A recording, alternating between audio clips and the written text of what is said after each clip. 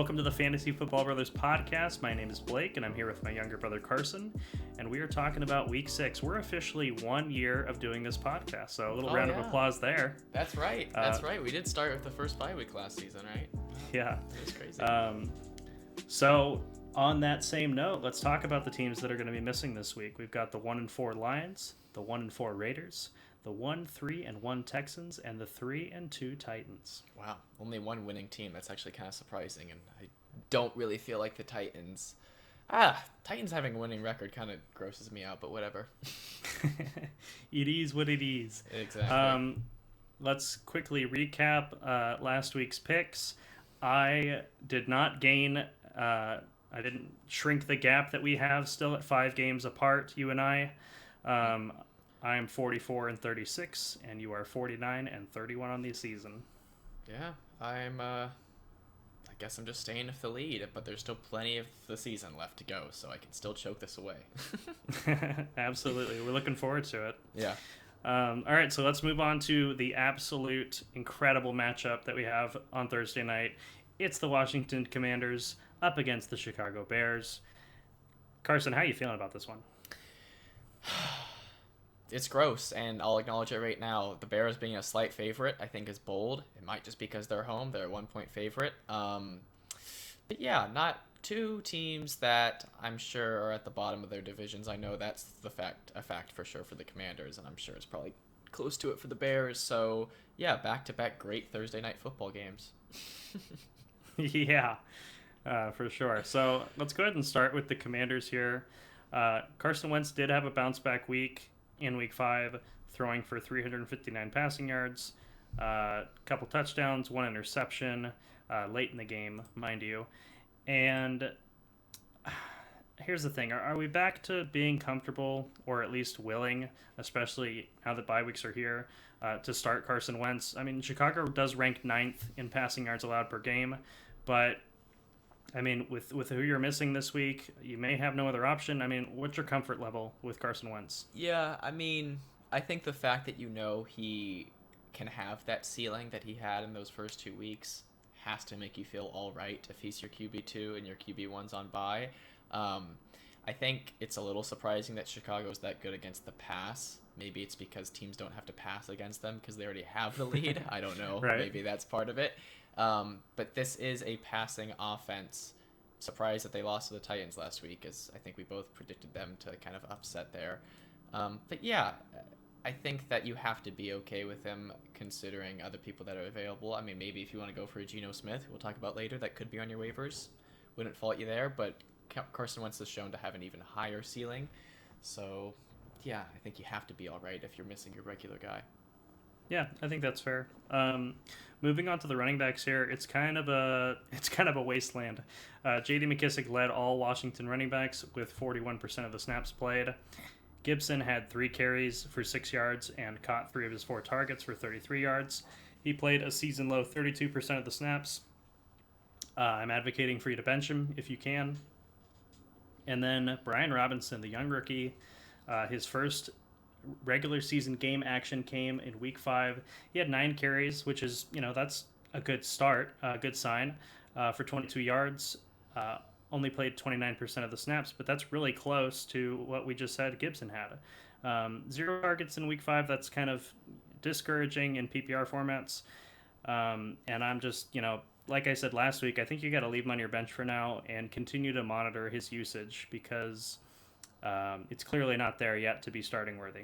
Yeah, right now it looks like a wasteland, and it very well may continue to be just because they have 3 usable running backs, and this is a passing offense. But I think that Brian Robinson getting 9 carries in a career NFL debut coming off of IR, I think that it's likely that he'll overtake this backfield. So that would be my bet. Yeah, I mean, that was all the talk during preseason before before everything happened with him. So, I think it is going to eventually get to that point. But again, this is not the week that I'm confidently putting in my lineup, despite there being bye weeks now. Especially the short turnaround coming off of his debut to then being the Thursday game. Yeah, it's not. Yeah, it's just a lot of conditions making it not such a great start. On to the wide receivers. I know you'll be a fan of this one. Diami Yeah. Brown, 24.5 fantasy points, but he only played on 32% of the snaps.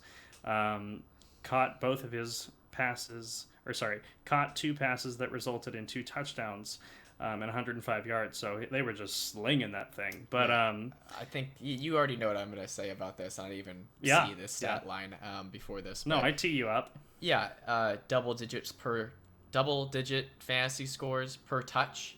No, no, thank you. Yeah. Unless the snap percentage increases significantly in this one, and we won't know that until the game's already played, he needs to stay on waivers or your bench if you picked him up. Now, of course, in a deep league, if you're absolutely desperate and the bye weeks are really hurting you, I mean, you can try, but I don't know what you're going to really get. We've already talked about, like you're about to talk about now, Samuel McLaurin and even Dotson. So to think that Diami Brown's now going to have a foothold in this passing attack. Dotson's been ruled out. Yes, okay, that does affect it. I'm just saying that, we've had a long list of players that obviously Diami Brown has not outshined. So, yes, Yeah. I guess the fact that he could take that third role, but we were even saying that third role was very touchdown dependent, which is clearly what he is. So That's true. The role that Jahan Dotson, was occupying prior to his injury is the one that Diami Brown's filling in for. And yeah, like you said, very touchdown dependent. And the low snap percentage is the thing that really scares me off of this player. In the short week, it's not a good option right now. And then, like you said, Curtis Samuel, Terry McLaurin, they both scored around 12 fantasy points. They both remain fantasy starters. I don't see how you bench either one of those necessarily, especially with bye weeks starting this week. Yeah. And the Bears defense doesn't really scare you. So moving on to the Bears on this one, David Montgomery's really the only guy I have anything to say about, and it's just good to see him back healthy. Did manage 18.2 fantasy points on horrible efficiency rushing, about 1.5 yards per carry, and found the end zone, which helped him a bunch, and also had season high in receptions and receiving yards, 4 catches on 4 targets for 62 yards. Anything to add with this one? No, I'm just going to pick the Commanders as a small upset on the spread. Okay. I think I'm going to go with you on that because I don't really believe that they're going to let Justin Fields throw, and they're kind of keeping him on a leash, and it's not helping anyone. Despite the fact that they do have a losing record, so yeah, they need to change it, and I don't necessarily think this is going to be the week they do it. Yeah. All right, let's talk about 49ers at the Falcons next. Just going to talk about the running backs for this one. I think I guess I will mention with George Kittle, there are a couple big name tight ends missing this week in Darren Waller and TJ Hawkinson. So not that you would have Kittle and both of those other guys, but I mean, we do know that Kittle is a very, very talented, fringe elite tight end, as we mentioned in the preseason, but he's just not getting the usage. And I think you probably at this stage, with how Kittle missed several weeks to start the season, you probably picked someone up off of waivers like a David Njoku, a Gerald Everett, maybe a Tyler Higbee. And so with those guys, I think you have probably safer floor, maybe less upside than a George Kittle can provide. But what are your thoughts on that, Carson? I agree with all that. I think the players you named, like Njoku and Higbee and even Hayden Hurst, some players that probably were on all waivers at least a few weeks ago. If you need that floor, I don't think anyone can blame you for benching Kittle until you start seeing consistency from him. You know that you can get it from him, but if you're not seeing it yet and you're not super excited about the passing attack of the 49ers with it being back to Jimmy Garoppolo, I mean, he's supported Kittle in the past, but at the end of the day, this is a rushing offense, so it could hurt his consistency, especially at that tight end position. Yeah, I mean, just underperforming like a lot of fantasy players are this season. So, kind of advocating for one of those other guys to continue filling in that tight end spot for you. Yeah. But back to the running backs. Jeff Wilson, 20.2 fantasy points, one catch for 12 yards. So you know that you're not really feeling his presence in PPR scoring. But as long as ground game production is good and he continues to rush for touchdowns, which he has in back-to-back games, I'm going to continue advocating for starting Wilson in positive matchups. Atlanta ranks 23rd against running backs. This is one of those where Jeff Wilson, you can fire him up. Do want to mention that Tevin Coleman, there is a bit of a revenge narrative here. Had the start of his career, several productive seasons with the Falcons several years back, but 28% of the snaps played in week 5 did manage 21.7 fantasy points. Of course, he had a touchdown through both the ground and the air. That is unsustainable, to say the least, and I think that Tevin Coleman should stay probably on waivers. I don't think he really even needs to be rostered, to be honest. This was the first week that he even heard his name called. Yeah, I was surprised to see him. Had Red Zone on. I have Jeff Wilson. And I was like, oh, is that him that got that rushing touchdown? And I see Tevin Coleman. Like, yeah. What? So, yeah, I'm surprised. I didn't even know he was on the active roster for any team. And but I do agree, unsustainable. And I think you have to keep trusting Jeff Wilson. Jeff Wilson, as I said, I have him on my main team. He's been a great, consistent, safe RB2, so I just hope that continues and he still has the opportunity to have that role. Yeah, and then moving on to the Falcons here, 5.5 point underdogs at home, by the way, but that's not really surprising. Drake London, 7.5 fantasy points in a game with Kyle Pitts inactive, 7 targets, 4 catches, 35 yards, a season low 67% of the snaps played. None of this sounds good, including the tough matchup against San Francisco. But I don't think you should be panicking on London just yet. But with that, I'm going to ask you, Carson, is London a wide receiver 2, a flex, or a bench for you this week? I think he's at least a flex. That's about where I feel too. Yeah, I think you can't really bench him. Disappointing game in week 5, especially if Kyle Pitts being out. But he has an insanely high target share. Not just for being a rookie, but the fact that he's a rookie on top of that, I think makes you even more excited about his prospects, even if, the quarterback play, Marcus Mariota isn't single-handedly changing games and making Drake London a really good fantasy option, but he's supporting him, and I think that's what's important about a player that you want to start. Yeah, no, I agree with that. And then on to the subject of Kyle Pitts, who was held out last week due to a hamstring injury, put in a limited practice on Wednesday, continue to monitor his status, but honestly, I would still bench him against the 49ers this week if I rostered him. Yeah. What are your thoughts on that? Not to be insensitive towards an injury, but Kyle Pitts being ruled out in week 5 was like the best thing that could have happened to Kyle Pitts owners in fantasy. Everyone feels like they need to start this guy, especially because in our eyes he was overdrafted, and if you look at him, it's like, oh my god, he's this unicorn player. That's what they always say. Let's see it, I guess. And I think that if you haven't found a backup option like tight ends we've already named in this episode, you need to start looking for those, because Kyle Pitts needs to prove it to you before you start starting him. And we've talked about things that the coach has said, and it's not really a good situation for him at the moment, and it could change. But I'm not going to double down personally on starting him. No, I would agree with you, and I would hope that as a manager of Kyle Pitts that you weren't stubborn and didn't pick up a replacement, because I think the options are starting to run dry in a lot of leagues. Yeah. And so that's concerning. But yeah, unless you're absolutely forced to start Kyle Pitts this week, I'm saying keep him on your bench. And of course, if he's inactive, you're going to have to find a replacement anyway. Yeah. Let's go ahead and pick this game. Yeah, no surprise there. Yeah. I will as well. I don't believe in this Falcons team, especially against as tough of a defense as San Francisco has.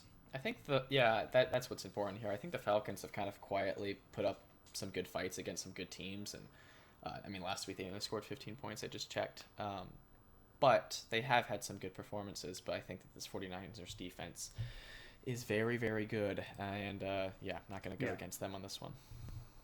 No, that's fair. On to Patriots at the Browns. And I just want to mention I totally nailed that call last week between Patriots and Lions.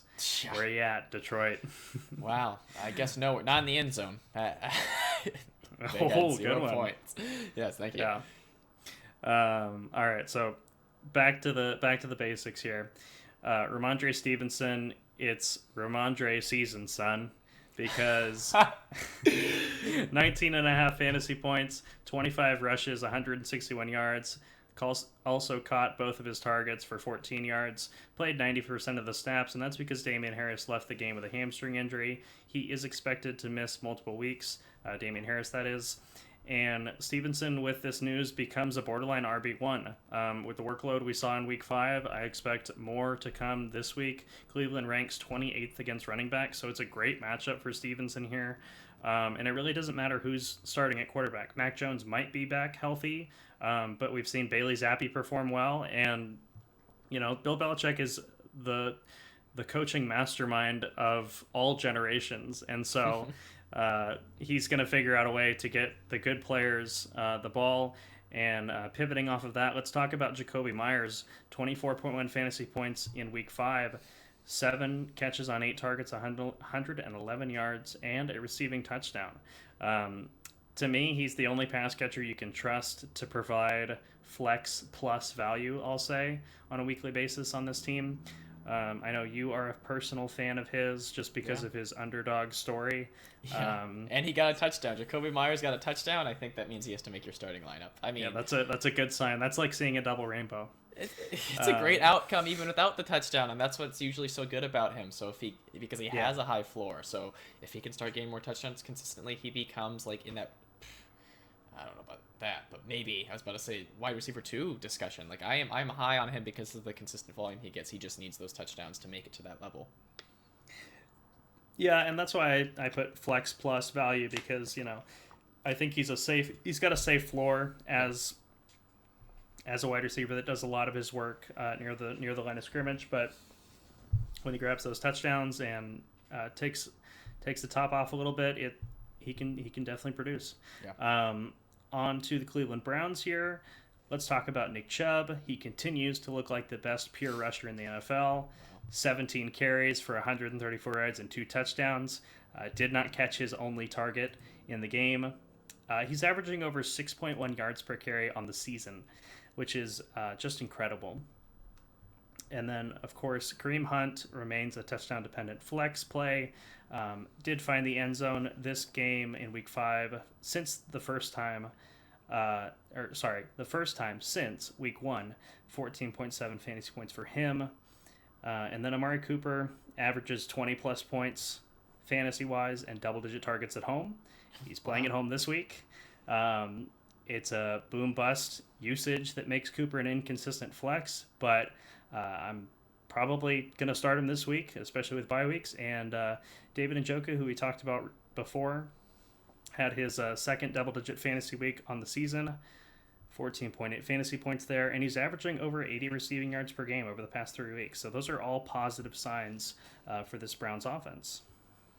Yeah, I agree with all of that. I think that Nick Chubb is honestly underrated. I don't know. I feel like he doesn't get like that Derrick Henry status that we were giving Derrick Henry last season and the past few seasons. Nick Chubb is amazing, and it's just, he's not a cheat code in fantasy usually when he doesn't get these touchdowns because of his lack of receiving work, but he's an extremely good rusher, as you've highlighted. And David Njoku quietly, maybe not quietly in leagues that have tight ends, but quietly in other leagues, just becoming this consistent guy. And then I'm sure we'll talk about it in a few weeks when Deshaun Watson comes back. Like, I wonder what these player ceilings really are. Yeah, a few weeks is kind of generous. It's close to 8 weeks from now, so quite a few weeks. Couple months away. Yeah, a couple months away, but it'll be a conversation for sure. This is a tough one. It is, but I think I'm gonna go Browns. But this is a tough one. Okay, I'm gonna pick my Patriots for this one. The thing about it is, I just think that Bill Belichick can definitely force Jacoby Brissett, who, by the way, former Patriot, to have success through the air in this game, if they can limit Nick Chubb, which no one's been able to so far, but if anyone can do it, it's the Patriots with their scheming. So I'm picking the Patriots for this one.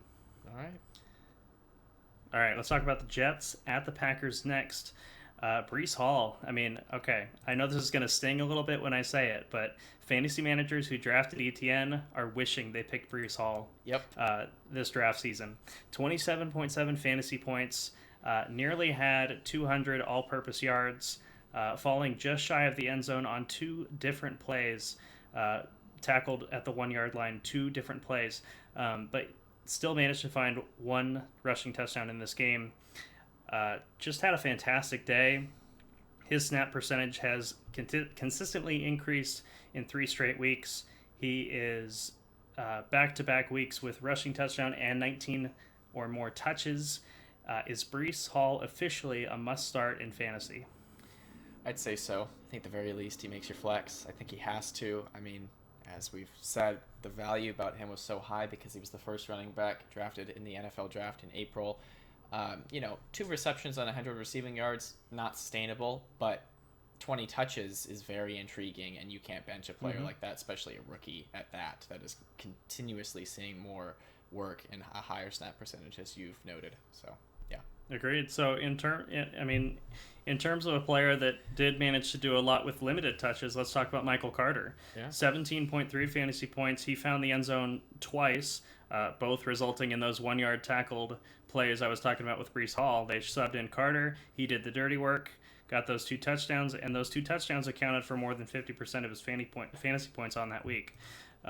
Played a season low 42% of the snaps. It seems like a changing of the guard is happening here. And for me, Michael Carter becomes a touchdown-dependent desperation flex at best.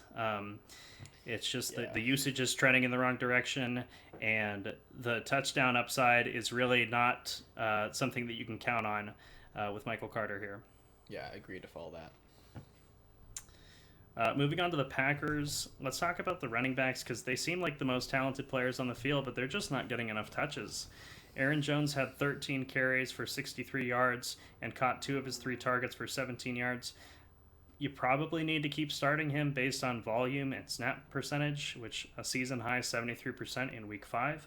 And you like the matchup against the Jets, obviously, but another player that is kind of trending in the wrong direction, that's A.J. Dillon. He played a season low 32% of the snaps, only handled 6 carries, had 0 targets in this game.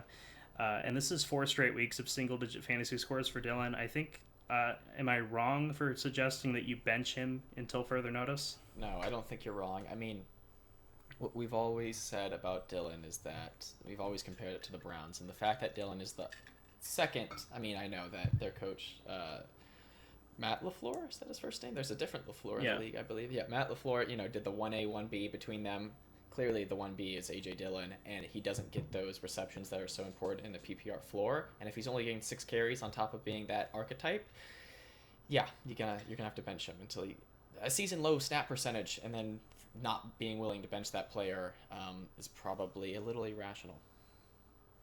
Yeah, I mean, it's interesting that you mentioned the receiving floor for him because in week 1, we saw he got 6 targets, 5 catches, 46 yards. We started this season. I remember our first episode of this season where Dillon looks like the better player than Jones, and it was surprising. But Dillon is starting to look a little bit more like his floor is looking a little bit more like I expected, which is not really what I wanted, and that's why I never really went after him at his ADP.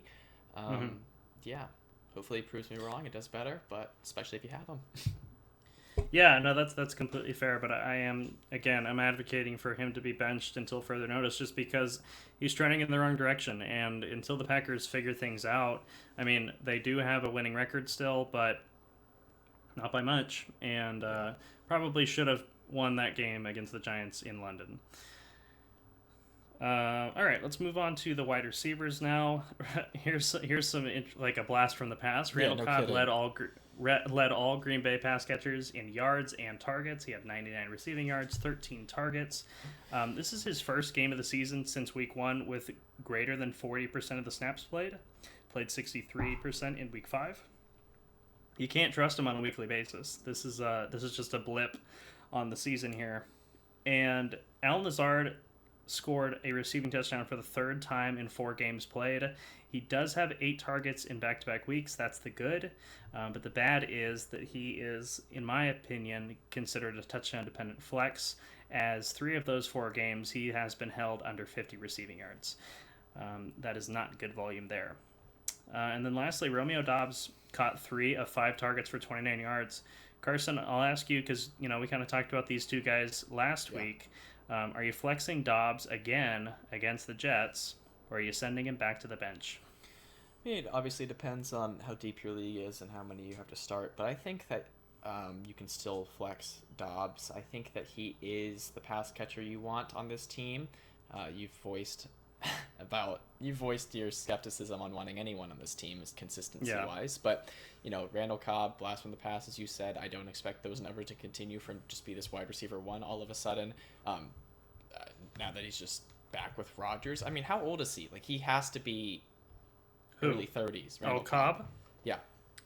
Yeah, probably. So I'm going to bet on the rookie to continue his emergence in this offense in Dobbs. So that's... Randall Cobb's 32 years old. 32, yeah, that sounds about right. And I think, so I think that I would still flex Dobbs unless you just have better options, of course. I don't think you have to bench him after a game like this because of how he had done in the 2 previous games. Yeah, and I think, like we keep saying, it's with bye weeks now here, it's kind of hard to get picky with some of those, kind of fringe flex considerations. So yeah, I hear you on that. And as we both agree, the 7-point home favorites, the Packers are going to beat the Jets this week. Yeah, if you saw that 40-17 Jets scoreline against the Dolphins, definitely had a lot to do with the quarterback play of the Dolphins. The fact that they can score is good, but I think that there is a lot more out of the norm from that game and that result than something to expect more from the Jets, in my opinion. We'll see, though. No, I agree with that. Let's talk about Jaguars Colts. This is another exciting game here. I'm saying with a bit of sarcasm. Yeah. So the Jags on the road are 2-point underdogs. That kind of surprises me a little bit. That maybe it has something to do with the chances of Jonathan Taylor returning. But let's talk about the Jags quickly. Christian Kirk, 2.1 fantasy points in Week 5. Only caught 1 of his 3 targets for 11 yards. This is back-to-back weeks with single-digit fantasy scores. Are you benching Christian Kirk this week? That's difficult. I mean, back-to-back weeks and 3 targets and 1 reception is horrible. So again, I think that if you have the ability, especially with it being bye weeks, and maybe you don't have that ability in depth because of that, but if you have the ability to bench him, I mean, now is the time to do so. But that's kind of been my response for a lot of these players. But that is the reality of it all. And I would say with where you got Christian Kirk in drafts, that is true. Unless you recently traded for him, Christian Kirk was probably one of your, 4th or fifth. maybe 3rd wide receivers, like if you were just taking a very interesting approach to the draft. But you likely got him in the middle to late rounds of the draft, and so you more than likely have a few pass catchers that you can start ahead of him if you so choose. Now onto the running backs. This is a perplexing situation, to say the least. James Robinson is averaging 9 carries and 28 rushing yards per game over the past 2 weeks. That is not good. And under 50% of the snaps in consecutive weeks. Jacksonville playing from behind for most of those games. So obviously the game script doesn't work in his favor, and that shows on the stat line. On the other hand, Travis Etienne had 10 carries last week, but was much more efficient, rushing for 71 yards while also catching 3 of his 5 targets for 43 yards. This negative game script has allowed Etienne to retake the majority of the snaps played in this backfield in consecutive weeks. Carson, what do you do? And I know you love these questions, but what do you do if you roster these running backs? I think I feel better about Etienne, but that's difficult that you feel better about the running back that has kind of been overshadowed thus far in the season. But yeah, like you said, Etienne's more efficient. He's who everyone expected to be the person to take over this backfield. So I still don't, unless you're having to start a lot of players. Like, I started him last week and it paid off, but we also have to start 2 flexes. So, not a lot of leagues are like that. And I think that if you found a good replacement for him for how he has been earlier this season, then I don't blame you for continuing to deploy them. Yeah, But if like if this continues with ETN kind of overtaking, being more efficient, you have to feel some level of confidence with him because that's how you drafted him. Yeah, I think there's a combination of factors at play here, like Damian Pierce, the Detroit running backs, Josh Jacobs, and Derrick Henry are all out this week. So you may not have better options to replace any of those guys. Obviously, I would say, I prefer, and you would agree with me, that you'd prefer to start Jeff Wilson over Travis Etienne this week.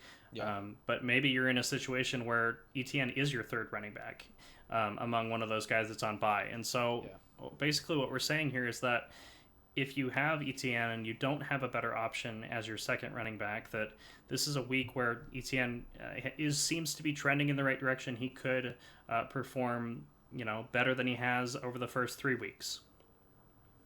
Yeah, and I think him getting receptions keeps his floor high, so I don't think he's going to completely decimate your lineup by being in there. So, yeah, everything you described I agree with. Cool. So on to the Colts. Jonathan Taylor, we're going to continue to monitor his status. He did not practice on Wednesday with his ankle injury. But the head coach, Frank Reich, said the team is optimistic about Taylor's chances to play. What that really says, not much yet. If he's held out of practice all week, I'd be a little surprised to see him on Sunday. But we will have to continue monitoring that when he is on the field. Despite what he's done this season, he is one of the best running backs in the league. And so, with a Jaguars defense that, has given some people some fits. I mean, Damian Pierce didn't have any trouble putting up numbers against them last week. So if that's any indication, then I think you fire up Taylor. I mean, if Taylor's playing, you're going to start him. Yeah. But this is really more of a conversation about the other running backs here, Nyheim Hines and the rookie Robinson, which I don't know his first name. Give me one moment. I don't even remember. Yeah, I mean, it's unexpected that he would even see the field because of the Taylor injury and then like the instant concussion for Hines last Thursday. So yeah, someone that kind of emerged out of nowhere. Deion Jackson, not a rookie by the way, oh. But also no one that I've really heard of much. So yeah, you're not starting either of those guys. My point is, if Taylor plays, you're going to start him, but it's something to monitor. And then on to Alec Pierce. 16.1 fantasy points in that awesome Thursday night matchup against the Broncos last week. 8 catches on 9 targets for 81 yards. He has yet to play in more than 60% of the snaps in his rookie campaign, and I find that a little interesting. I still like Alec Pierce as a speculative ad because I think those numbers are going to get closer to the 90% mark sooner rather than later. Just seems like a talented rookie, obviously good physical size. You can't teach that. And that's something that I think this offense is going to figure out sooner rather than later. So let's go ahead and pick this game here. Colts are 2-point favorites at home. Who are you going with? I am going to go with the Colts. And for a while, I was thinking Jaguars, but I'm swayed back to the Colts at home as kind of a revenge game for week 18 last season that kept them out of the playoffs. Yeah. But, the Colts, like the Broncos, and they faced off last Thursday, have been one of the most underwhelming, disappointing teams this season for what people expected from them. Yeah, and I'm going to go with the Jags here, and obviously we're picking this prior to Sunday, but I'm going to go off the expectation that they hold out Jonathan Taylor one more week. And so, for that reason, I'm giving the Jags the edge here. Yeah. I've never felt more grossed out by picking a favorite, honestly, in the spread. Right. So, there you go. Yeah. All right, well, hopefully it doesn't burn me this week. Yeah. Let's talk Vikings-Dolphins next. So, hopefully you bought low on Dalvin Cook or held on to him if you were thinking that better days were ahead for him. He had a great week 5.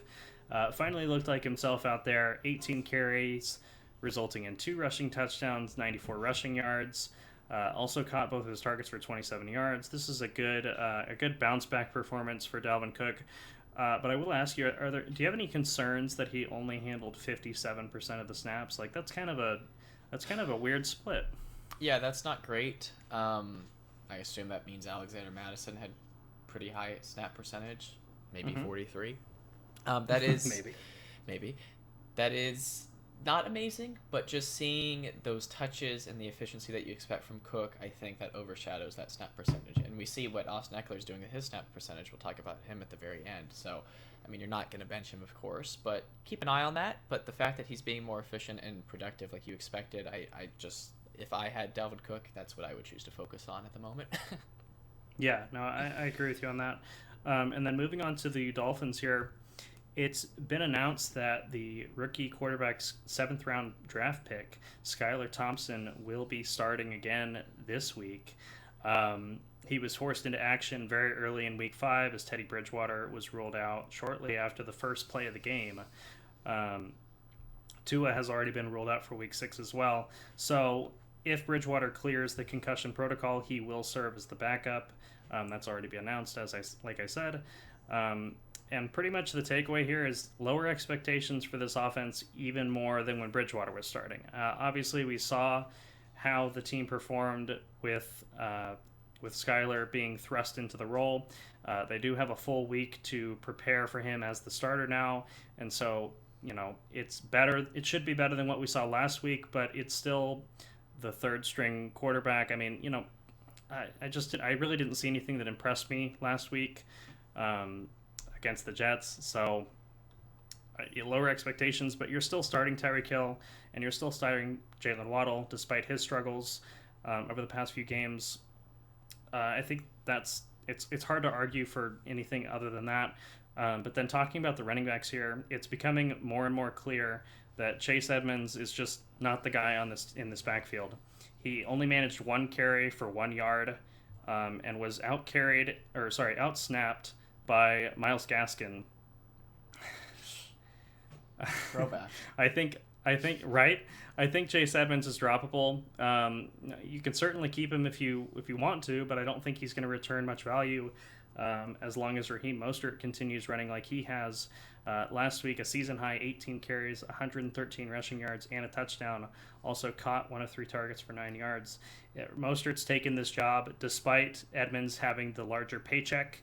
Mostert is the one doing the actual work on the field. And what are your thoughts on that, Carson? Yeah, as someone who drafted Chase Edmonds, it's disappointing to see this happen to him. But as someone who also picked up Raheem Mostert early in the season, I'm happy to see that one of them is taking over because that makes you feel like you can actually maybe start one of them. So that's really important. I think that I don't disagree with the idea that Chase Edmonds could be droppable with that usage, of course, but Raheem Mostert has had a long injury history. So I think that holding on to Edmonds as a handcuff for Raheem Mostert, which I can't believe I'm saying that sentence 6 weeks ago, would have never thought I would say that sentence, but I think 100%. That could be, like, if you have them both, I think that could be a rationalization to keep Edmonds on your roster because that's my situation, and that's kind of how I feel. Yeah, that's fair. We are both choosing the 3.5-point favorites on the road, the Minnesota Vikings, in this one. Yeah, and I think it's purely the quarterback play. If they can do it last week against the Jets, I don't expect them to turn around and beat a pretty good Vikings team. Yeah, agreed on that one. Which, surprisingly, they're 4-1. You don't really think of them as a 4-1 team, but that is what the Vikings are. They haven't had really a lot of dominant performances like you may expect of some of their skill position offensive players. But I guess they are just scraping by enough. Yeah. Let's talk about Bengals at the Saints next. T. Higgins, with his ankle injury, is considered day-to-day. Monitor his status. He did not practice on Wednesday, so just keep that in mind.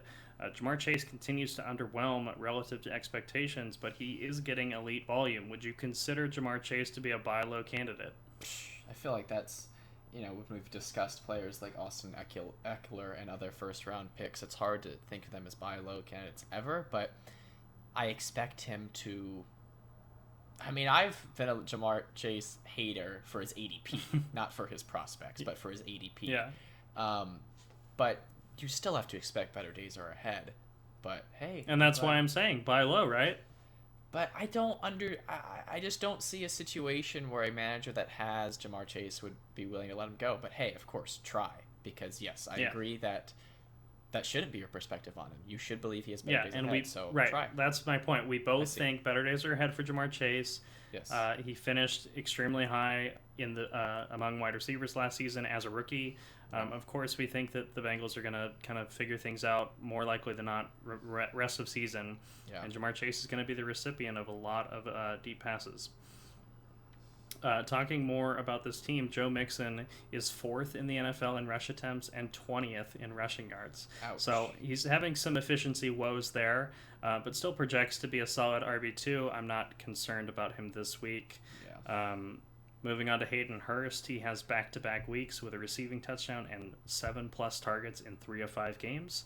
I think he makes a good bye-week fill-in at tight end. I agree. I've already alluded to him earlier in the episode, and I think that is fair. He did the best out of any pass catcher in their Sunday Night Football game against the Ravens. So that was a little surprising, but yeah, I mean, he's done it before in previous seasons. We've analyzed that, so he's a player that can get it done at that position.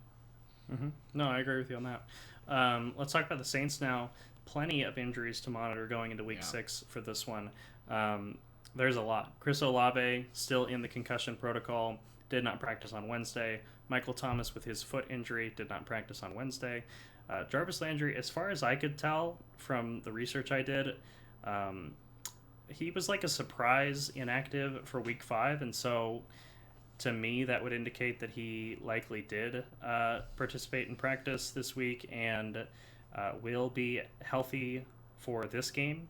And then Jameis Winston with a back and an ankle injury. He's really banged up.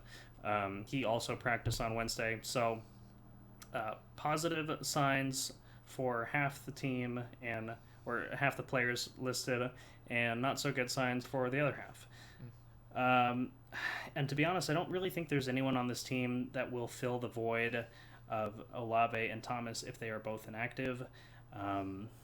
It might be an up Jordan Humphrey. I can't be too sure. Is he even still on the Saints? I don't even know. He was there last season. I believe he's with... I think he's on the Patriots. Yeah, I want to say he is too, but never mind. Deep on the roster. Yeah, can't even think of another player other than Taysom Hill.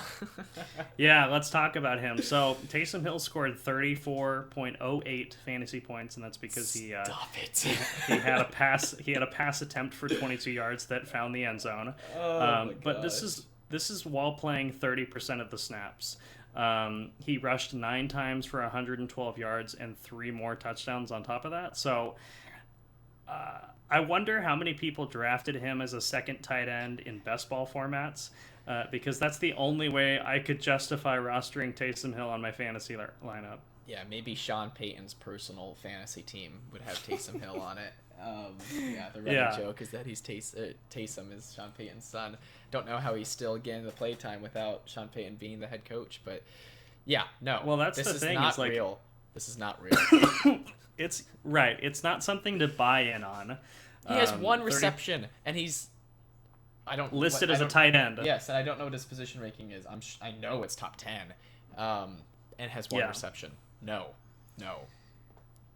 Well, yeah, and it's really not about... The thing is that the restricting part is that it's the usage, as we mentioned.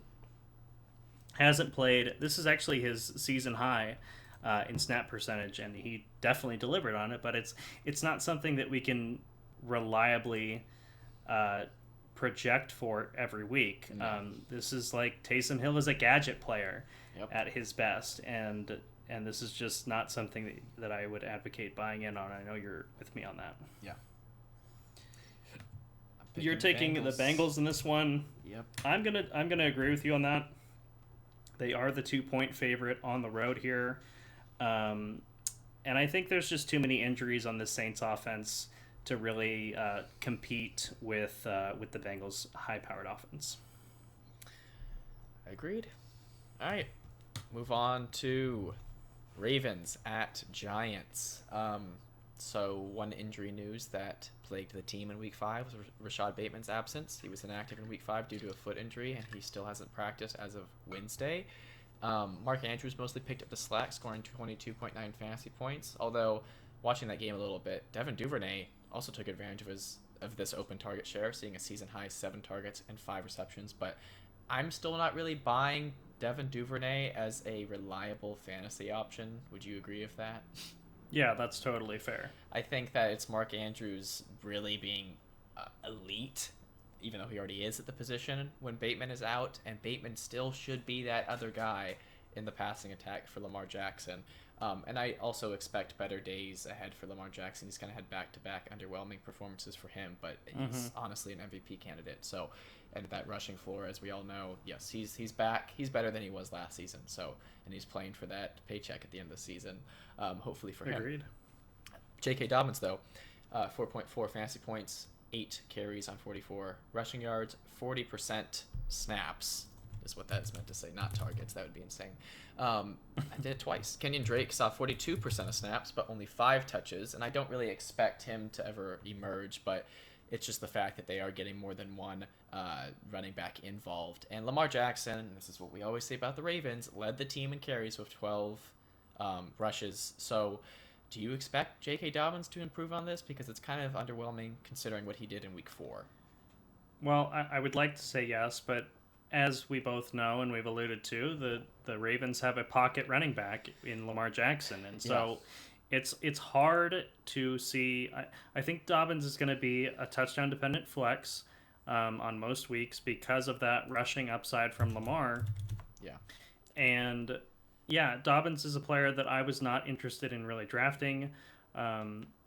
Someone that I reluctantly took in our mock draft video, and it's just the situation is not really lending itself to Dobbins being successful.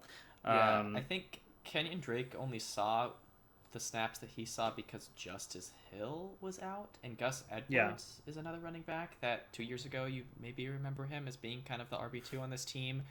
It doesn't matter who it is behind Dobbins. They're wanting to use more than just him and don't want him to be the workhorse, and that is not great whenever you have Lamar Jackson, as you already said, because that already limits the upside.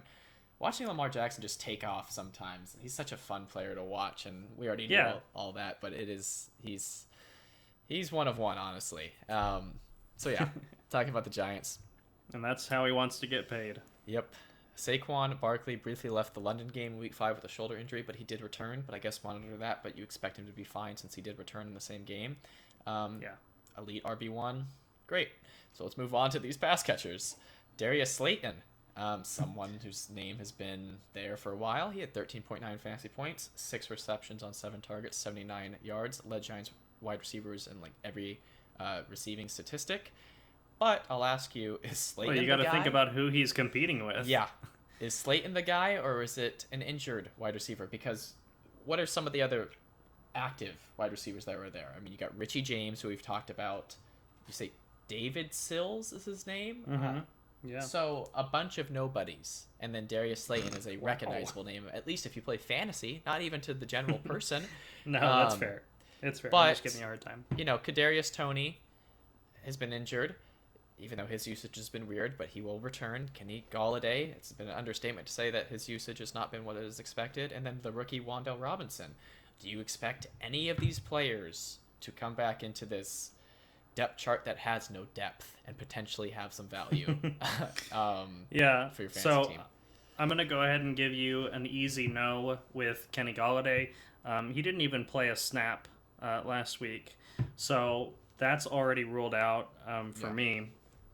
Kadarius Toney is an interesting one just because we've seen such big flashes from him, but just hasn't been able to stay consistently on the field, and that's a real problem, obviously, for fantasy, but also for real football. And then Wan'Dale Robinson, kind of an undersized slot archetype guy. And I don't know, honestly, like Daniel Jones is performing relatively well, but a lot of it's coming from his legs. And this kind of just feels like the Saquon Barkley show. Yeah, you want Saquon, that's who you want. Right, with a small supporting cast. Like, I don't see any of these guys really jumping out and taking any kind of, big bite at the apple, so to speak. I'm really I'm looking elsewhere if I need to fill in at wide receiver. And due to that small supporting cast, we are both selecting the Ravens to win in New York in this one. They are the 5.5 point favorite. So, yeah, you got anything to add on that reasoning, or it's pretty clear? No, it's clear. I picked the game before we even started talking about them. Yeah, you did. I saw that. We'll move on to Buccaneers at Steelers. Buccaneers are the 8 point away favorite. You're already picking them, and I will as well because the Steelers are looking like one of the worst teams in the league. Yeah, not to pressure you, but yeah, pretty easy Leonard choice. Fournette, 35.9 fantasy points, 2 touchdowns, 1 on the ground, 1 through the air, receiving, I mean. And he had 24 touches. He played 62% of snaps, whereas Rachaad White played 39%. I think that is he's a rookie, so career high, but he had 38 in week 4% of snaps. And he also had 8 touches. You know, a lot of the preseason, especially with everything about Fournette's weight, which obviously didn't end up meaning anything, but No, a lot of that people was an were worried off-season. about That was an yes. off-season story if I ever heard one. Yes, for sure. A lot of people though were worried about Rachaad White being a rookie that they drafted could take away from Fournette's value and consistency. I know that you've been high on Fournette for all preseason, all of this season, but do you think this could be a sell high opportunity for Fournette, or are you trusting the fact that he's a running back who just saw 11 targets and 14 carries? So I recently traded for Leonard Fournette, and I am not even remotely considering selling him. And here's why. One reason is that it's really tough to find consistent good running backs this year. Yeah. Leonard Fournette is like lightning in a bottle, considering how many targets and catches he's liable to get on any given week. And the rushing volume is still there too. Rachaad White does not really concern me as a player that's going to take touches away from him, because at the end of the day, playoff Lenny is Tom Brady's guy. Yeah. And as long as that remains true, Lenny's going to get the touches, he's going to get the workload, and you love him in PPR. I mean, 10 catches, 11 targets. That's fantastic production. So he had I'm not sure a top 20 wide receiver scoring day just with his receiving numbers. Sure. I'm not selling high on Leonard Fournette. Probably top 10. I think it's too difficult to find good running backs this season. You got to hold on to the ones that you have. Yeah, do you worry about Fournette's receiving usage for Godwin and Mike Evans, or do you think this is just kind of a game where it was working between him and Brady passing wise? No, that's an interesting point, but I think honestly, like they're different kind of targets, if that makes sense. A lot of the times, you know, Fournette is getting check down options, but also just, I mean, his season high last year was 9 targets in a game, without going and checking what the other pass catchers did in that game. I would assume that they had success. Just because I didn't Tom put Brady it was down throwing because 50 times a game last year, almost every game. So it was like Godwin and Evans this past week were kind of a little bit below their projection, probably, but not too far. Like they both were like low double digits. So yeah. No, I'm not concerned about that. I think that the way that this team has success is generally through the air, with Tom Brady. So I think just all the catches that Fournette's getting is just icing on the top. Yeah. All right, we'll move on to the Steelers, who I love, apparently, with how Poor I Kenny introduced them. Pickett. Yeah, they lost 3-38 in Buffalo against the Bills in Week 5, so there's not a whole lot to pull statistically. One thing I will pull, though, is that Jaylen Warren, the running back, played in 51% of snaps, whereas Najee Harris played in 49% of snaps. Now, the game was out of hand pretty early on. Immediately, yeah. So, but I do believe that Najee was really the only player that they kind of rested near the end of the game, and they were still playing Deontay and Claypool, Pickens. Freiermuth sustained an injury, so keep an eye on that. But Najee had 14 touches, while Warren was much more efficient with his 9. Najee has had an abysmal 1.82 yards per carry this season. So those are his season averages? No, the yards per carry is, but the touches were for this game. Right. No, I know. Yeah, yeah. That's insane. I mean, he Yeah. was like bottom of the league last Oh wait, no, year no, no, no, no, too. no. I think that is just this game. Sorry, but it has been very, very Okay. low. But I think Okay. that That is was just going to be specific to like this game. alarm But bells were ringing. but it has been very, very, very low. Yeah, I don't and it was know last the season season long. too. Yeah, and that's what a lot of kind of Najee haters and people who faded him in the first round or early second round, if you could get him there, were fading on him because he had that insane volume but was inefficient. A lot of people Yeah. hoped that he would improve going into a second year, but is Warren, the emergence of Jalen Warren, news or noise? I guess more for him than Najee, because Najee's kind of been disappointing so far anyways, but yeah. Yeah, I mean, I would say Jalen Warren. This is noise for Warren, and I think it's just because the Steelers were getting just absolutely smacked around. Yeah. Buffalo took their lunch money, spit in their mouth, and just sent them home. So with a wedgie. Like it's not a good opportunity for Najee Harris to get involved in the passing game. Yeah. Kenny Pickett is unless he's going to check down to Najee Harris 19 times like Ben Roethlisberger did last year. Najee's going to continue to struggle in games where the Steelers are playing from behind. And I really think that they're doing Kenny Pickett dirty by having his first two games as a starter be Buffalo and then Tampa Bay. Like, that's just horrible. Yeah. But it is what it is, and we've both picked the Bucks to win this game. Yeah. They are 8-point favorites on the road. You're gonna have to continue starting Najee Harris because with bye weeks and everything else, I don't think you have a guy that you can just slot in for Najee and bench him this week. It's a terrible matchup, but it kind of is what it is. Yeah, agreed. For someone who could have been your first round pick, you don't really have that luxury, almost certainly. But Probably not. move on to Cardinals at Seahawks, and I think this is the first time the Cardinals have been a favorite this season. That might the be true. spread. So yeah, monitor James Conner's rib injury. He's been listed as day-to-day. I guess he avoided something that they thought could be more serious, so that's good for his outlook, but still keep an eye on him. And monitor backup RB Darrell Williams, throwback, his injury. Both of these injuries allowed for Eno Benjamin, second-year running back, I think. Yeah, that sounds right. To be more involved, so I know that you picked him up in our main league, so a speculative add potentially, depending on the injury status of both Connor and Williams, respectively, but especially Connor, because Benjamin could still be valuable with Williams being there. But yeah, so keep an eye on him. This is Eno Benjamin's third season. No, third. Just to do a little housekeeping there, but also Sure.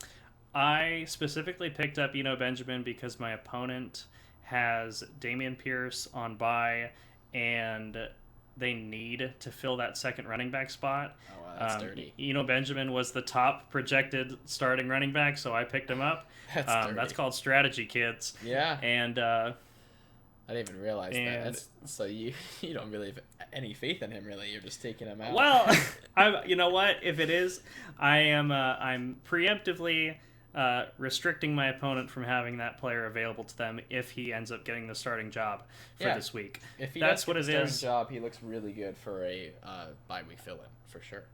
Yeah. I don't think he's going to get the start regardless on my team, but that's just kind of where I find myself in this season. I don't want to get too ahead of myself on that, but I'm in a good spot. McCaffrey, Chubb, and Fournette are my three starting running backs. That's a good cluster to have. Yeah. But let's talk about the pass catchers in this game. Yeah. So the sad fall of Greg Dortch. He had 36% of snaps in week 4 and 3% of snaps in week 5. Yeah. It's sad to see him go. Just as he came into the league, in the zeitgeist, he disappears just with a whimper. Yeah, it's so sad. But mainly it's been due to Rondale Moore making his season debut in week 4 and playing it again in week 5. And this is positive development for Rondale Moore, someone that I was hyping up in the preseason. For sure. 13.1 fantasy points, good amount of targets, 8 targets this game, 7 catches. I mean, let's talk about him. Yeah, 86% of snaps in week 4, 91% of snaps in week 5. He is involved in this offense. I think that if he takes this Greg Dortch role, that is valuable. And the reason that maybe people weren't pouncing on Greg Dortch in, outside of daily fantasy was mainly because of why is he doing this? Why is he here? Well, it's probably because Rondale Moore is out. And now that Rondale Moore is back and he should have that role to himself, at least in the slot, I think is where he functions mainly out of, like Greg Dortch did. So, Yes. yeah, I think that you if he's on your waivers, get him. I don't know what the roster percentage is, but it's not 100. But I still think it's pretty high, and it should be pretty high. Yeah. So, yeah. I think you have to feel good about Rondale Moore, and I'm glad that I drafted him and obviously did not panic on him and gave him the chance to come back and prove himself. On Sleeper, only rostered in 52% of leagues. That number needs to be a lot higher. Yeah, for sure. There you go. This is the last week for the Cardinals without DeAndre Hopkins. He will return in week 7. He has served his 6-game suspension after this week. That will be over. But in his absence, Marquise Brown is the wide receiver 6. I feel like somewhat quietly. And Zach Ertz is the tight end 4. So it'll be interesting to see what Hopkins does to all these players and, what it does to Rondale Moore, of course, too. And it probably won't do anything to Greg Dortch because he's already on his way out. So, yeah, way to give him another dig right on the way out. But but I will say this: I think this is the last week that you can truly sell high on Marquise Brown because, like we talked about in the preseason, we do expect the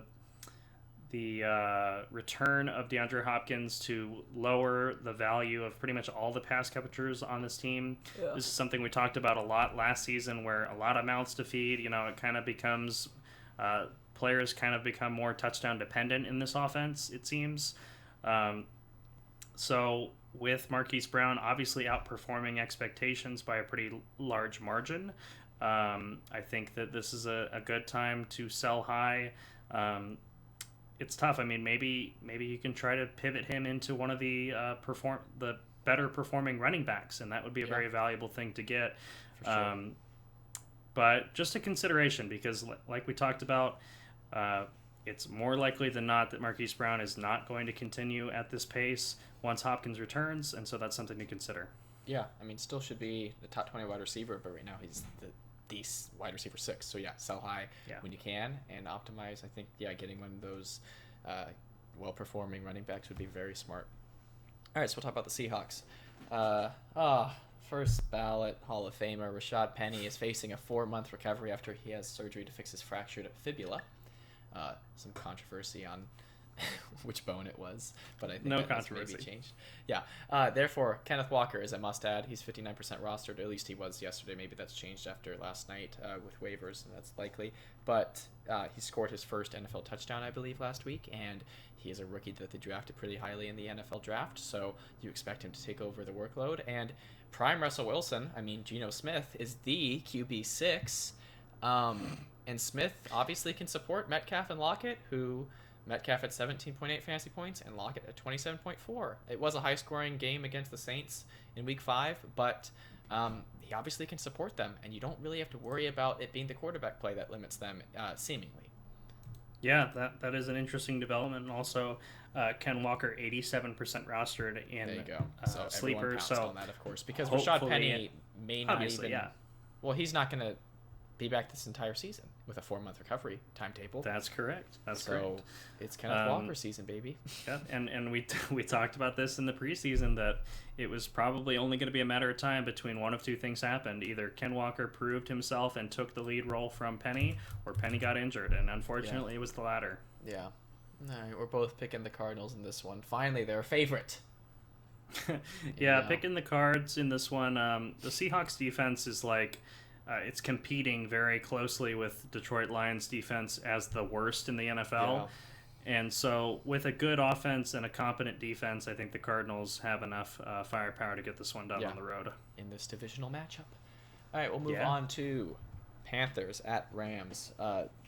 Maybe the biggest spread, 10.5 point favorite for the Rams. Panthers, Matt Rule was fired, first head coach. Have they been watching the Rams play? Yeah, no kidding. But I think it has a lot to do with Matt Rule being fired and Baker Mayfield suffering a high ankle sprain, which it's not like either of those people were performing to what they should have been, but it's still people that have been there that will now be gone, so that probably hurts them. Mhm. And it's in Los Angeles, but I totally agree with you, and I'll bring up plenty with the Rams when I get to them. Yeah. But yeah, Baker Mayfield is expected to be back within 4 games. Yippee. PJ Walker appears to be poised to take the starting QB job for the time being. And what about Sam Darnold returning at some point? I saw that he's eligible to come off IR, but it doesn't seem like he's actually ready, though, is what I've Yeah, not for this week, but still, just like the fact that that's a conversation again. Yeah. After the whole offseason just absolute carnival that was the Panthers quarterback situation. Yeah, it's not good. Yeah, and even though PJ Walker hasn't shined in his limited starts that he's had in his career, it's a change that could potentially be good for Panthers wide receivers because it's hard to get much worse. Let's see if he can prove me wrong. And Christian McCaffrey trade talks with the Bills, apparently, but they also apparently appear to be fake. So I don't know how that becomes such a big media fiasco, and then just hours or maybe even a day later, it's like, oh no, we're just joshing. That wasn't real. Whatever. If that happens, Josh Allen? We'll talk extensively about it. But McCaffrey looked like the RB1 that you drafted him as in the past week or two. I know you had him, is that right? He did very well in week 5, and you're obviously still starting him. Mm-hmm. No matter what. All right, we'll talk about the Rams. Cowboys. This is so funny. Cowboys only allowed 10 points from the Rams in week 5. They're a legit defense, and it rendered this not illegitimate offense, I guess you could say, kind of mute in not week 5. illegitimate. Yeah, well, double negative. I meant only one of those. So yeah, pick which one you want. The Bears, I saw this on Twitter. The Bears have scored more points this season than the Rams, and I added it up to make sure. Bears are averaging 17.2 NFL points per game, whereas the Rams are averaging 16 NFL points per game. Talk about your reigning NFL champions. Super Bowl winners. It's crazy to think now with how both of these teams have started the season that the Rams and the Bengals were in the Super Bowl last season. I mean, there is a curse. There is a Super Bowl curse, and it's very real, apparently. So Allen Robinson, yay! I have him on my team, and he was on my bench, and he's almost borderline. You ready to drop him yet? I am not, but he's playing like 2021 Chicago Bears Allen Robinson, and it's just so surprising. 4.2 fantasy points, 3 receptions, 12 yards. Yippee. 83% of snaps, so he's still out on the field, even though I don't believe it, personally. He had been over 90% of snaps every game this season prior to week 5, so that is a decrease, but again, that still is a high snap percentage. That's not the stat that you're worried about. And he's recorded more than 23 receiving yards once this season. I believe that was week 2. That is something to be concerned about. Yes, I think that was week 2 when he got the touchdown. So this offense is bad. I'm not even talking about the backfield just because of, they only scored 10 points. And Cooper Kupp's still the wide receiver 1, so obviously they can fuel somebody. And this offense obviously is all going through him for him to get those numbers. And I think that's really bad for everyone else around him in the team, except for maybe Tyler Higbee, who is the tight end 6, and we've already talked about him. 24 targets in the past 2 games. You know how that makes me feel. Very good. And yeah, Allen Robinson, borderline droppable. I'm not going to pull the trigger on that yet, personally, because there's not like a really, really enticing player on our waivers. But, for the way you drafted him, you do not want to drop him. I'm sure you don't, but he is playing like a player that deserves to be on the waivers. So yeah, and I talked last week about potentially buying low on Allen Robinson.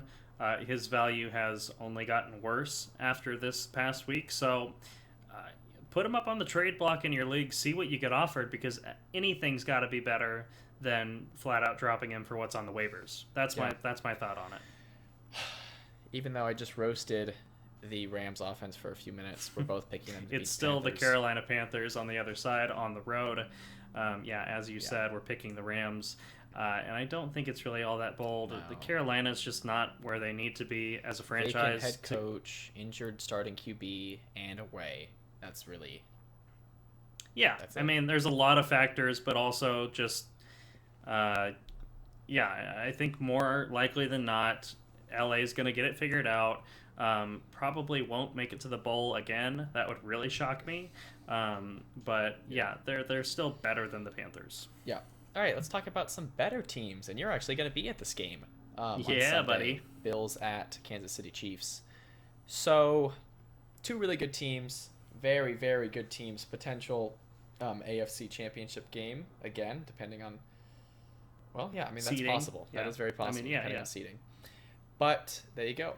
Bills. Josh Allen is the QB1, and he's supporting two wide receivers that are having performances like they do have the QB1 throwing the ball to them. Gabe Davis, 32.1 fantasy points. I gotta love the stat line though. 3 catches, 2 receiving touchdowns, 171 yards. Now, that almost would be a player that we're not buying it, but again, he is the second pass catcher in this pass-heavy offense. So you'll take the boom and you'll expect him to have more reliable stat lines going forward, but you're certainly not complaining. Someone who scored fewer points, Stephon Diggs, 24.2, but still boomed, had a much better stat line in my eyes. 8 receptions on 11 targets, 102 receiving yards, and a touchdown. He is the wide receiver 2, which makes me happy. I don't have him, but it makes me happy because I was really high on him. I had him above Jamar Chase. Will he finish above him by the end of the season? I still think so. Maybe not. He's but got it a looks good head right start. now. He does have a great head start. So yeah, put some respect on Stephon Diggs' name. And yeah, the negatives fantasy wise. Devin Singletary, 5.6 fantasy points. He's been up and down snap counts all season. 6 rushes for 42 yards, 1 reception for 4 yards, 54% of snaps. So obviously still is their RB1, but in a pass heavy offense that uses multiple running backs, that's not super valuable. And I think, pulling this straight from PFF article, I think it's interesting to note that Singletary has played 76.4% of offensive snaps when games are tied or Buffalo is losing this season, which is not super common, compared to 51.4% of snaps when the team has a lead. So if they're doing well, they're not utilizing Singletary, and you don't really have a game script a lot of the time, unless potentially it happens this week against the Chiefs where they're needing Devin Singletary. So what do you make of Devin Singletary? Because we know what to make of the passing offense. Yeah, we've talked about this before that, Buffalo's having success without running the football, and so why should they? Yeah.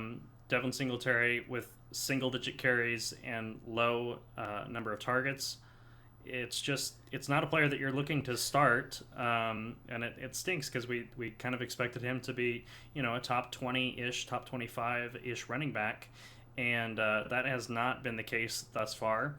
And he should be on your benches until something changes. And why should anything change? Yeah. And I think that the context of him being used so much more when they're behind and this being such a great offense, you can't feel like he's super reliable. But let's talk about the Chiefs, who could challenge them considerably in this matchup, especially since they're home. All 4 of Patrick Mahomes' passing touchdowns went to Travis Kelce. Let that sink in real quick. So that does. Trust me, I felt that pain. Yeah. If you have a pass catcher in this offense that's not Travis Kelce, you're seeing the ball spread around a lot more than you'd like to see. Juju really hasn't capitalized on that potential wide receiver 1 role. I believe Marquez Valdes-Scantling was actually the highest scoring wide receiver on the team this week, but again, it wasn't amazing because all of the super valuable volume went to Travis Kelce this week.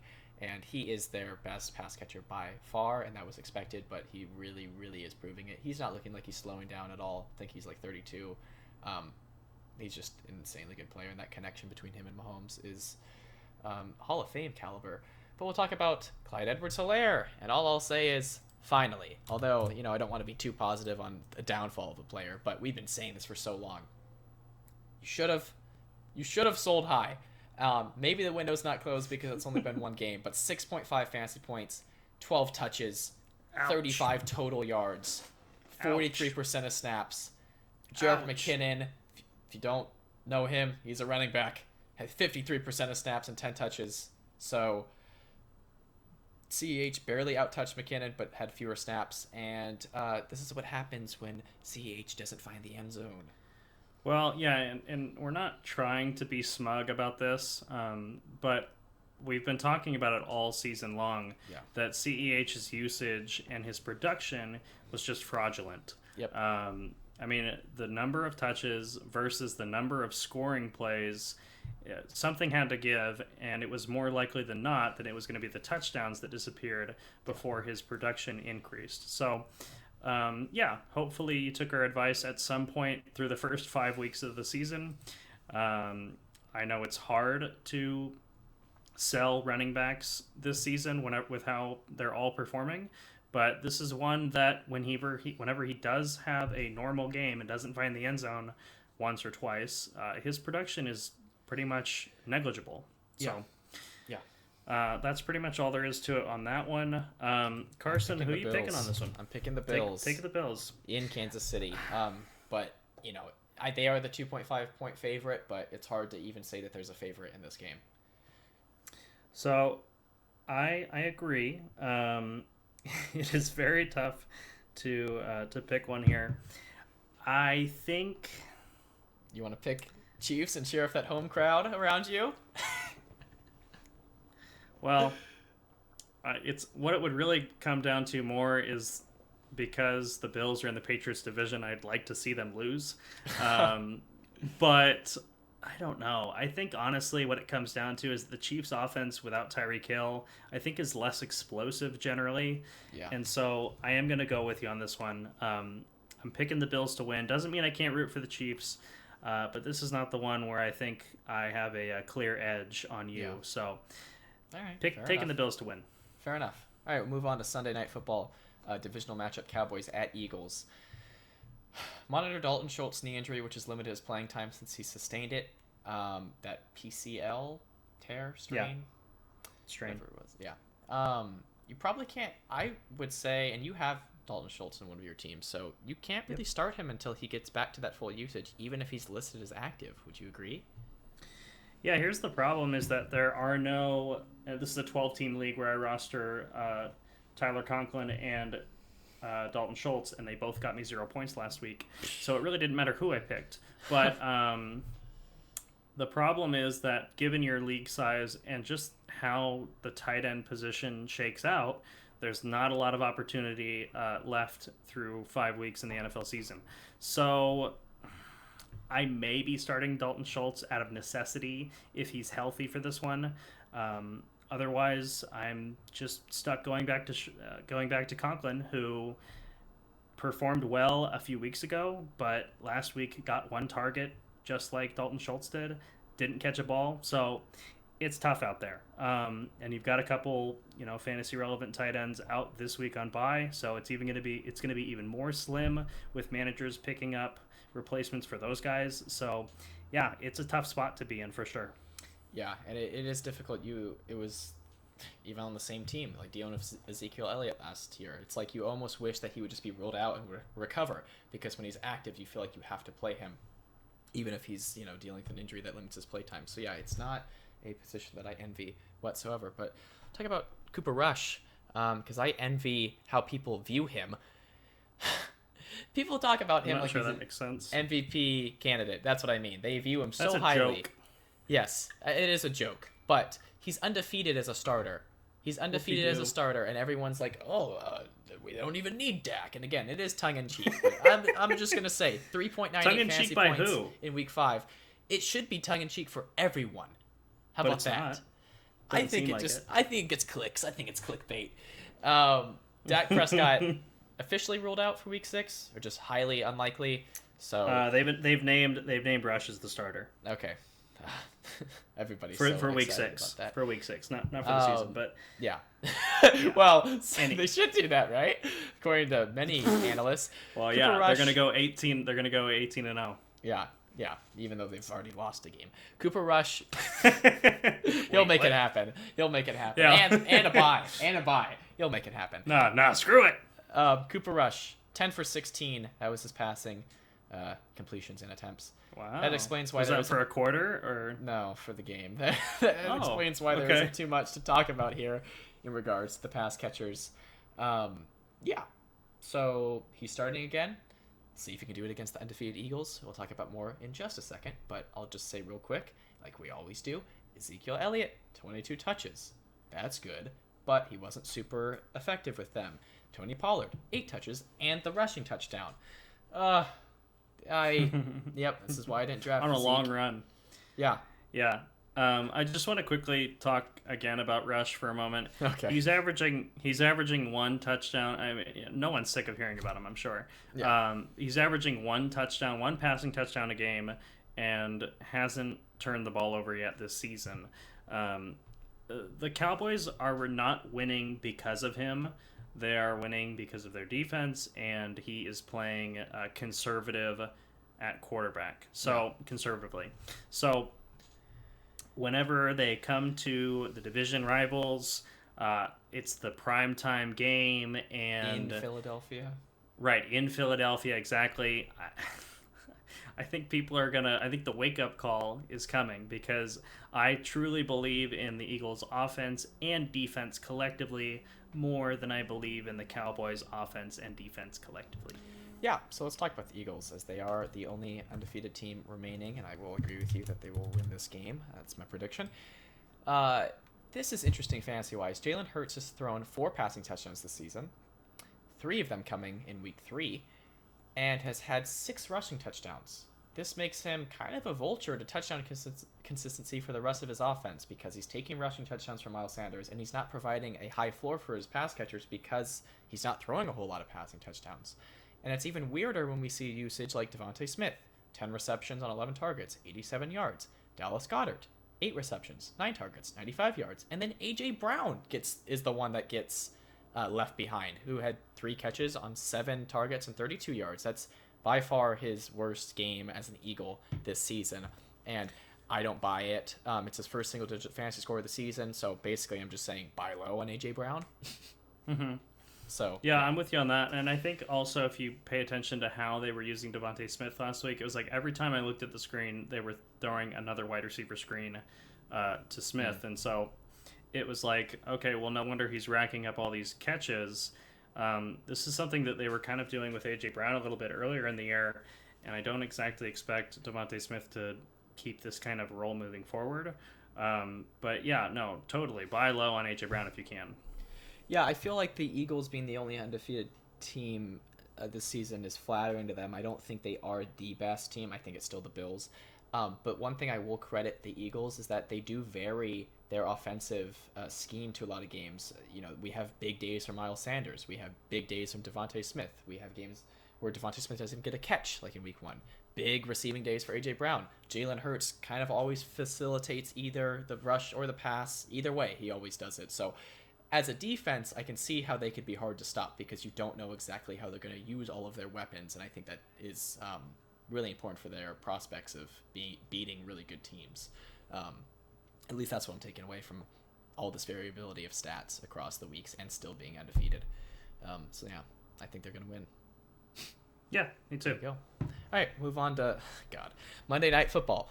Another divisional matchup. Woo! Broncos, let's ride, at Chargers. Yeah, I'll go ahead and pick the Chargers too. What? No, I think you just said let's ride. Now we can. What? You can't ride a Charger. Well, I'll try. I will try. Not a single touchdown in the Broncos Week 5 Thursday Night Football game against the Colts. Almost made me not want to pick the Colts earlier, and I might still even regret that, but I'm not going back. Yeah. The way, the play calling, everything bad. But some excuse that you can pull from this is that Russell Wilson's right shoulder injury. I guess he's been dealing with that since the end of the game in Week 4. And he's gotten shots in it. The excuses are piling up. So, hey, who knows? That's all I'll say. Cortland What does that mean? Maybe he'll come back and be the Russ we all know and love. Okay. No, I don't want to talk about it. Cortland Sutton has been reliable still, and I do expect Jerry Jeudy to have much better days ahead. So that is what I'll say about it. Games where there isn't a single touchdown on either end are kind of hard to come by. Yeah, and it doesn't make for a lot of fantasy points to be had. No, it does not. But they had 2 running backs with double-digit fantasy scores. Melvin Gordon, 13.3 fantasy points, 15 carries, 54 yards, 3 catches, 49 yards, 56% of snaps. And here comes the Boone, Mike Boone, 11.5 fantasy points, 7 carries for 38 yards, so more efficient. 3 receptions, 47 yards, just as efficient with his receiving almost. 41% of snaps. And they signed Latavius Murray from the Saints going into this Week 5 game, but he didn't play because they were Thursday, so he still wasn't ready. He's inactive, as I already said. So, which, if any, I think there has to be one. Broncos running back do you want Why? most Why does there have to be one? rest of the season? Okay, so for me, it's Melvin Gordon. Yeah. The Double. Well, if he can figure it out and not fumble, then he's getting twice as much of the workload, despite the more similar snap share. But I mean, come on, let's be real. We talked about this last year. Mike Boone is a special teams guy. The fact that he even got 10 touches, I think, kind of surprised me. And, you know, I really don't think he's going to take the role away from Melvin Gordon, who is a player with a pedigree that probably not Hall of Fame caliber, but still, I believe at least several Pro Bowl. Yeah, he's had a good career. He's had a really good career. Yeah, he's a solid NFL running back. So, I'm not buying Mike Boone. I love the team name opportunity. Mike, but here comes the Boone. That's what he's known as. That's what I was trying to say earlier. Yeah. Okay. So anyway, no, it's Melvin. It's Melvin Gordon. If I have to roster one of these running backs, but truthfully, I lack belief in this team, especially compared to you. And I think honestly, well, you should if you ever watch the games. I mean, they stink. And it's not just Thursday night that they stunk. It's every single game this year. They have looked bad. Yeah. Let's talk about the Chargers. Okay, please. buddy. Who almost didn't beat the Browns last week. Right, that ended up being really close. So 30-28. Maybe this is the week Keenan Allen will return from his hamstring injury. He's basically been day-to-day for the past month. One day at a time, baby. Mike Williams doing his thing in the absence of Keenan Allen. Expect that to continue, and he's still a starting worthy player with Keenan Allen being there. Doesn't seem like anyone else is filling the gap behind Mike Williams as a pass catcher, outside of Austin Eckler, of course. 35.9 fantasy points. I'll just read this because it's amazing. 16 carries, 173 yards, and a rushing touchdown. 4 receptions on 4 targets, 26 yards, and a receiving touchdown. 59% of snaps, who, I guess when we were talking about Dalvin Cook, I compared him to Eckler. Eckler's had way fewer snaps than he ever had last season, but he's starting to be extremely efficient with them, so I guess you'll take it. But, 5 touchdowns in the past 2 games, not sustainable. We've been saying about that. It's been saying the same thing with Nick Chubb, but he's sustaining that. But at the end of the day, you know how statistics works with football. That's not sustainable. But regression. You drafted him. Yeah. Yes, you drafted him as your RB1. So I don't think it's really a sell high opportunity personally, unless someone's coming for them and they're wanting to offer you up something that's just really okay. is pursuing him in a trade. Yeah, what do you do with him? You can't. What do you mean? What do you do with him? You start him. Yeah, you're starting him, of course, but you're not looking to sell him, are you? Even though you're going off the rails. Hell no. Okay. That wraps up this video. Yeah.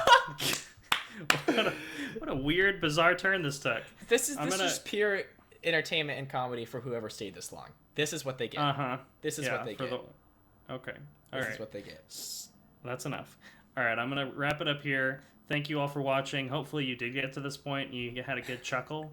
Go ahead and subscribe to the channel because why not? Yes. And we will see you again next week. If you're not a bot, prove yourself in the comments. Peace out, everybody. Bots get a comment. I don't even know.